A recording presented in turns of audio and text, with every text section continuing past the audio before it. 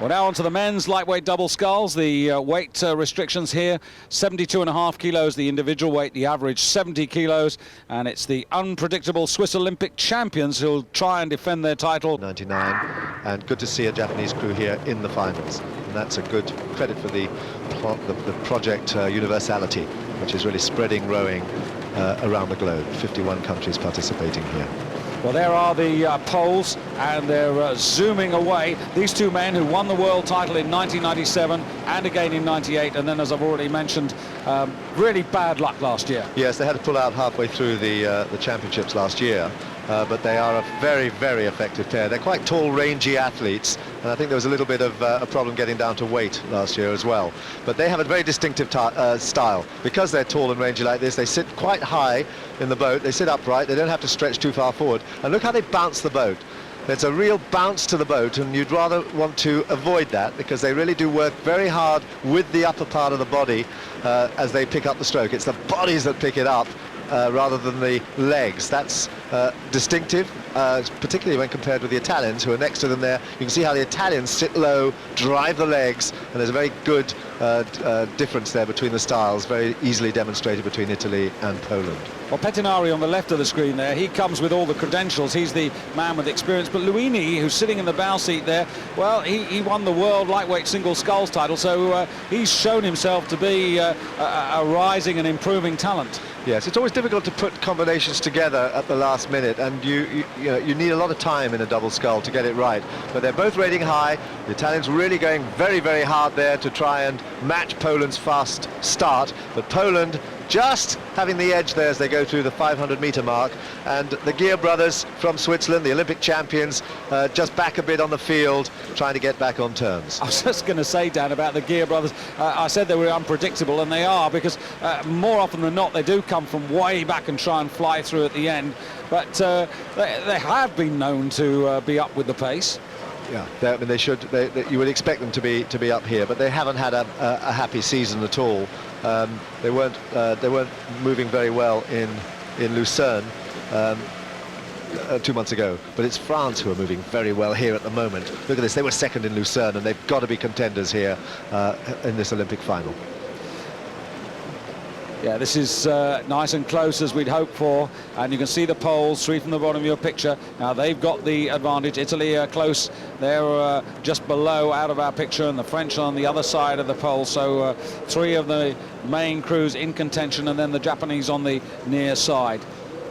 Poland sculling very nicely. I mean, they really are very well together. They're moving very sweetly together. Boats running pretty well there, even though there is that bounce there at the finish of the stroke as they lie back to send the boat through the water towards the end of the stroke. And Italy matching them very, very, very well indeed. Rating 2 pips higher, 2 strokes a minute higher than Poland. Poland sitting very firmly there in the middle of the course. On the far side there, the Germans in lane number 1, they were, remember, the bronze medalists last year, and they're close enough, if good enough. That's Ingo Euler from Stuttgart and Bernd Ruhling from Mainz, both pretty experienced men. But again, there are a couple who've had success in terms of getting bronze medals, but yet to strike gold. And Italy now putting a bit of pressure onto the poles, and the Italians trying to really close that gap, and you can see it's just a fraction at the moment, and the Germans now have got the better of the French. The Germans have just moved up into bronze medal position. There are the Japanese on the left of your picture.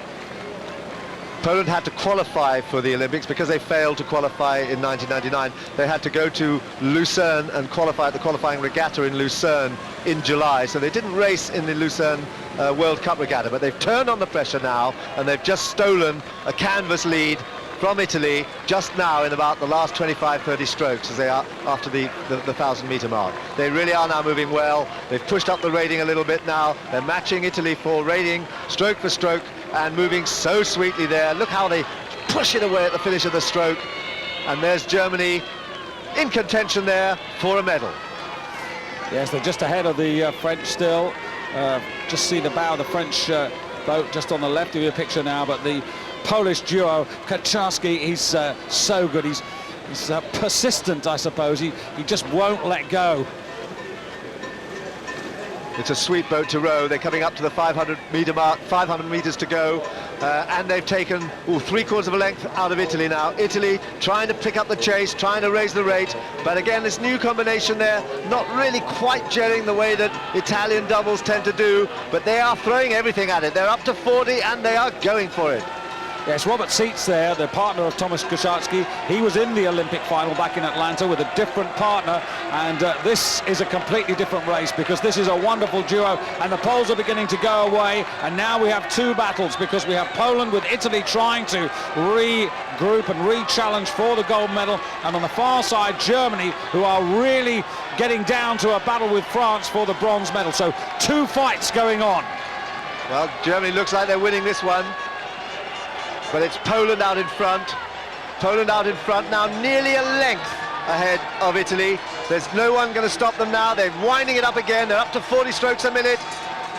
They've really put on the pressure there, and they're really opening it up. Italy, nothing more they can do. They're safe, though, for the silver medal. And Germany being hard-pressed by France now. Yes, France have come back, haven't they? France have come right back into this. Yes, this is this characteristic last 500 flourish, and it's Pascal Touron and Thibaut Chapelle. Of course, the French spirits are really high after the triumph yesterday in the men's pairs, so the spirits are up, and here they go, and the French have got it. The French have got themselves into bronze medal position at the time when it matters most, and they're having a little go even at the Italians, but nobody's going to catch the Poles. The Polish duo are the Olympic champions. Italy are silver, France are a clear bronze ahead of Germany, and then following them, Switzerland, the Olympic champions, very disappointing back in 5th place, and Japan, all credit to them for making the final. They weren't that far away from the Olympic champions of 1996. But in the last 400 meters. yes, and the French were the fastest, 1:34.99 for their last 500. So a richly deserved victory for Poland, first medal of the regatta and a gold one. Italy always second, France flying for bronze. Back at the finish. And the two Poles receiving their medals from His Royal Highness, the Prince of Orange, IOC member for Holland.